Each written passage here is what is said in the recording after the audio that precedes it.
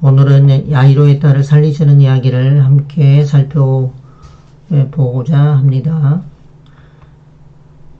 마가복음 5장 22절부터의 말씀입니다.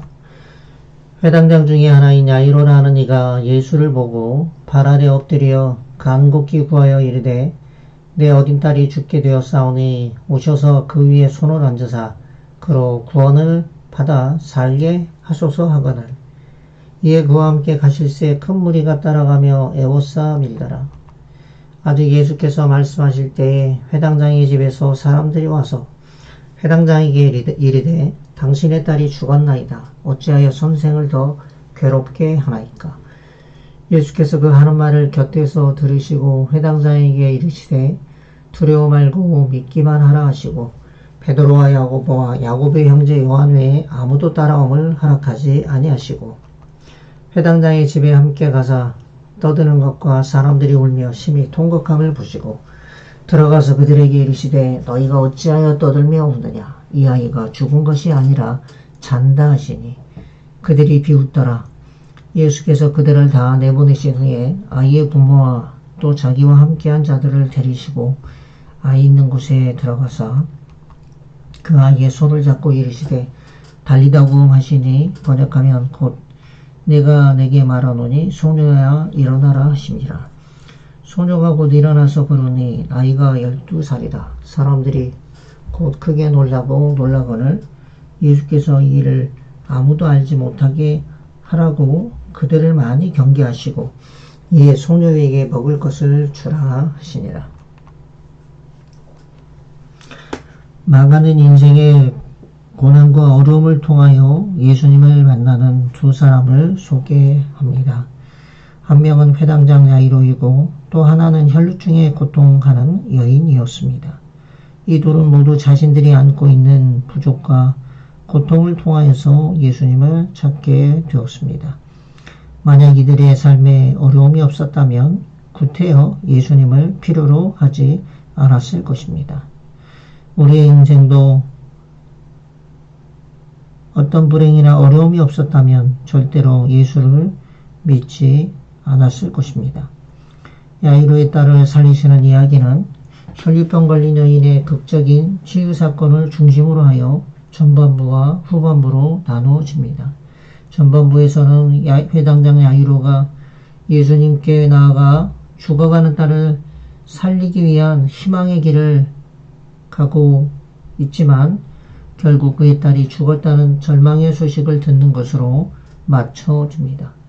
그러나 후반부에서는 주님께서 죽음의 소식, 곧 절망의 소식을 거부하시고 두려워 말고 믿기만 하라고 하시고 그리고 그 바람과 믿음대로 주님께서 야이로의 딸을 살리시는 것으로 이야기가 마무리됩니다. 본론에서 세 가지를 같이 생각해 보고자 합니다. 첫 번째는 예수의 은혜를 구하는 야이로의 모습입니다. 야이로가 필사적으로 예수께 매달렸던 이유가 무엇입니까? 그것은 그의 사랑하는 피부치인 딸 때문이었습니다. 마가복음 5장 23절에는 내 어린 딸이 죽게 되었사오니 라고 기록합니다. 누구나 그러하듯이 야이로에게는 자기 딸에 대한 애끓는 애정이 있었습니다. 금이야 오기야 하던 딸이 죽음의 문 앞에 서 있었던 것입니다. 야이로처럼 우리의 끓는 깊은 애정이 주님을 간절히 찾게 되는 원인이 되었던 것입니다. 당시 회당장은 명예로운 직위로서 대중의 상당한 존경의 대상이었습니다. 그에 반하면 젊은 예수는 한 새로운 젊은 납비에 불과했습니다. 그런 그가 직접 예수를 찾아와서 발 아래 엎드려 자기 딸을 와서 고쳐주기를 간청한 것은 예수를 최고의 지위로 높인 겸손한 행동이었습니다. 원래 그는 겸손한 자이었던가요? 그렇지 않습니다. 시대의 소망 242쪽에 제자들은 예수께서 긍휼을 베푸시는 일을 매우 많이 보았지만 오만한 납비의 간언에 응하시는 것을 보고 놀랐다라고 기록하고 있습니다. 원래 이 납비는 원래 오만한 그런 사람이었습니다. 그러나 그가 그렇게 겸손한 행동을 보일 수 있었던 것은 예수님에 대한 그의 소망과 믿음이 뒷받침되었기 때문입니다. 예수님께 나와 소원을 이룬 모든 이들의 공통점은 간절함과 겸손이었습니다. 예수님께 간절히 은혜를 구하는 것이 공통점이었습니다. 예수님의 이적에 대한 공적인 신뢰감의 표현은 겸손일 수밖에 없는 것입니다. 야이로는 자신의 집으로 빨리 가서 손을 얹으사 구원을 얻어 살게 하소서라고 간청하였습니다. 이처럼 야이로의 간청은 매우 확신적이었고 또한 구체적이었습니다. 야이로는 예수님의 은혜를 절대적으로 의존하였던 것입니다. 사랑하는 성도 여러분, 우리도 우리의 삶에 있어서 야이로처럼 예수님의 은혜를 절대적으로 필요한 사람들인 것을 우리도 기억해야 합니다. 우리의 간청은 주님 앞에 무릎을 꿇고 겸손하게 그리고 확신적이고 구체적인 것이 되어야 함을 우리는 깨달아야 할 필요가 있습니다. 두 번째는 고통의 문제를 끝내신다는 것입니다. 마가복음 3장 35절에 당신의 딸이 죽었나이다 라고 기록하고 있습니다. 결국 야이로의 딸은 죽었습니다. 벤자민 프랭클린은 이 세상에서 확실한 것은 두 가지인데 하나는 세금이고 또 하나는 죽음이라고 했습니다. 죽음은 변할 수 없는 확실한 사실입니다. 야이로의 딸의 소식을 전한 자들은 죽음이 모든 것의 끝이라고 생각했습니다. 더 이상 손쓸 필요가 없게 되었으며 더 이상의 희망이 사라진 것입니다.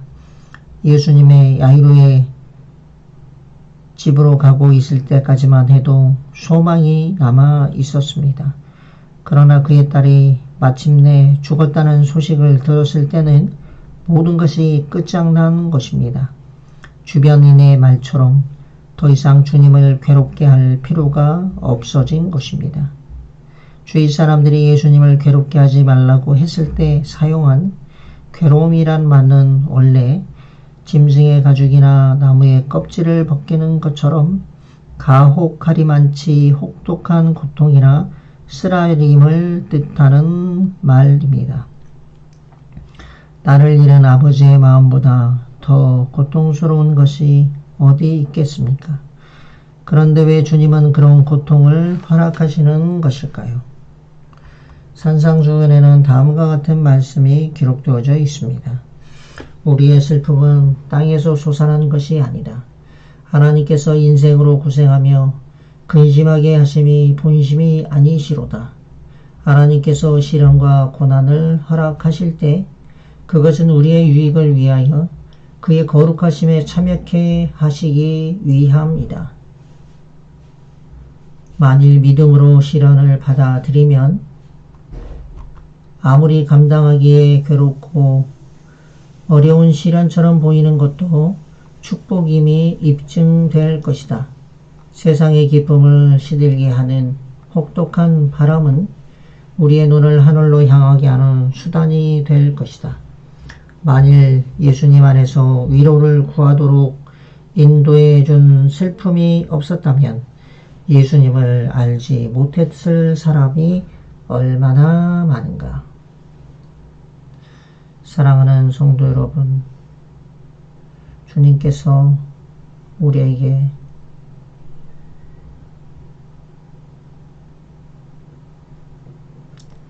살을 이는 그런 고통을 허락하시는 이유는 우리를 주님께로 인도하기 회함인 것을 기억해야 합니다. 히브리서 4장 15절에는 우리에게 있는 대제사장은 우리의 연약함을 체휼하지 아니하는 자가 아니요 모든 일에 우리와 한결같이 시험을 받은 자로되 죄는 없으시니라. 우리 주님은 우리의 고통을 잘 아시는 분이십니다. 그러하기에 그분께서는 그 고통을 끝내시기를 원하셨습니다. 그리고 그 고통을 끝내실 것입니다. 우리의 인생의 고통을 끝내주시는 예수님께 다시 한번 감사한 마음을 돌려야 하는 것입니다. 세 번째는 예수께 오는 사람이 되어야 합니다. 혈류병 여인과 야이로의 딸의 이야기에서 중요한 단서는 와서입니다. 예수님을 인하여 죽은 자가 살아나고 흑빛 얼굴에 불그스레한 화색이 돌고 생기를 되찾고 따분하고 타성에 젖어있는 신앙이 회복되며 뜨거운 첫사랑을 회복하며 신나고 재미있는 신앙생활을 할 수 있는 단서는 혈루증 여인이나 야이로의 딸을 고치는 사건에서 부듯이 와야 한다는 것입니다. 주님께 와야 해결의 실마리가 있는 것입니다. 그러므로 우리의 해결의 열쇠는 주님께 오는 것입니다.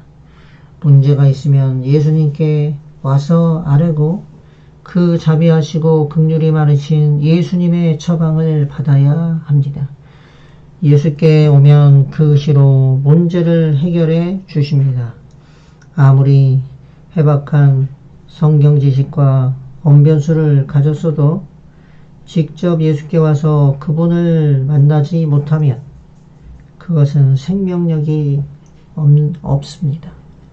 아무리 배움이 없고 능력 없는 사람일지라도 예수님께 와서 그분의 손을 잡으면 주님은 그의 능력이 되십니다.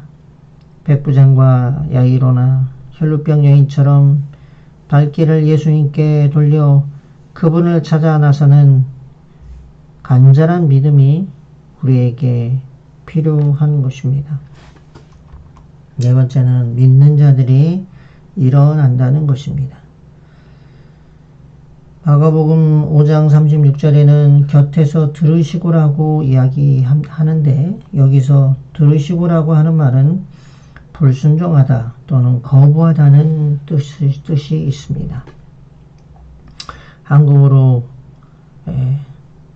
번역된 것은 아마도 우역이 아닌가라는 그런 생각이 듭니다.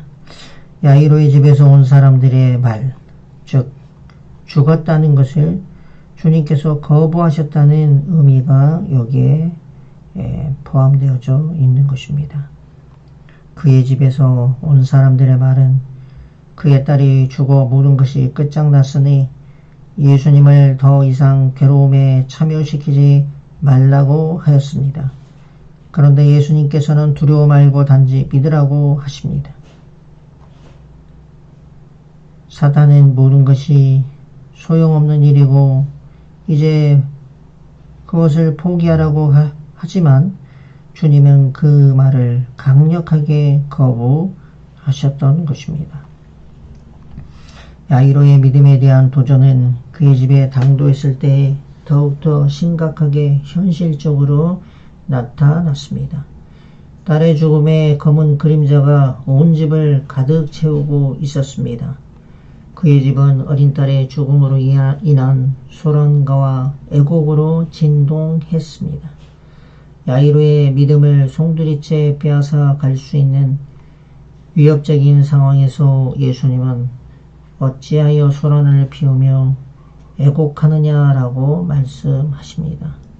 그리고 야이로의 믿음을 견고하게 하시기 위해서 아이가 죽은 것이 아니라 잔다라고 선포했습니다. 그런데 사람들은 예수님의 말씀에 도전을 받아들이지 않았고 예수님을 조롱했던 것입니다. 우리의 믿음은 무엇을 먹고 자라가고 가는가요? 세상의 말입니까? 아니면 예수님의 말씀입니까? 믿음을 살찌우는 양식은 죽었다가 다시 살아나신 예수님의 말씀입니다. 삶의 현실이 아무리 냉혹하고 죽음의 그림자와 그 실체가 가혹한 현실을 드러낸다고 할지라도 주님의 견고한 말씀 위에 서야 합니다. 우리는 영적인 죽음에서 해방되어 부활의 삶 속에 거해야 합니다. 주님께서 야이로에게 요구하신 두려워 말고 믿기만 하라는 말씀은 우리의 삶을 지탱하는 소망의 말씀이 되어야 합니다. 죽었다가 다시 살아나신 주님께서 마지막 날에 야이로의 딸에게 주신 일시적인 생명의 회복보다 더욱 더 크고 위대한 영원한 생명을 가져오는 말씀을 바라실 것입니다. 내가 내게 말하노니 소녀야 일어나라. 소녀가 곧 일어나서 걸으니.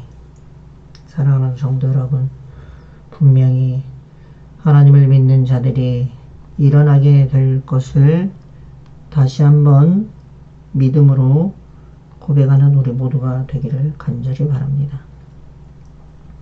말씀을 마치면서 예수님은 우리의 간청하는 믿음을 열렬한 믿음으로 바꿔주시기를 원하십니다. 우리의 낙담 가운데 있는 믿음을 감사하는 믿음으로 바꿔주실 것을 다시 한번 소망하면서 오늘의 말씀을 마치도록 하겠습니다.